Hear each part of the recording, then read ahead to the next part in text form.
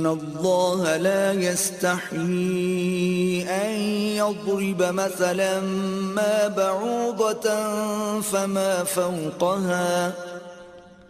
फ़अम्मा الذين آमنوا فيعلمون أنه الحق من ربهم وأما الذين كفروا فيقولون ماذا أراد الله بهذا مثلا يضل به كثيرا ويهدي به كثيرا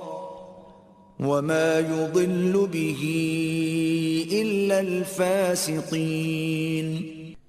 बेशक अल्लाह इस बात से नहीं शर्माता कि समझाने के लिए कोई भी मिसाल बयान फरमाए, खाह मच्छर की हो या ऐसी चीज की जो हकारत में उससे भी बढ़कर हो। तो जो लोग ईमान लाए वो खूब जानते हैं कि ये मिसाल उनके रब की तरफ से हक की निशानदही है, और जिन्होंने कुफ्र इख्तियार किया वो इसे सुनकर ये कहते हैं कि ऐसी तमसील से अल्लाह को क्या सरोकार। इस तरह अल्लाह एक ही बात के जरिए बहुत से लोगों को गुमराह ठहराता है और बहुत से लोगों को हिदायत देता है, और इससे सिर्फ उन्हीं को गुमराही में डालता है जो पहले ही नाफरमान हैं।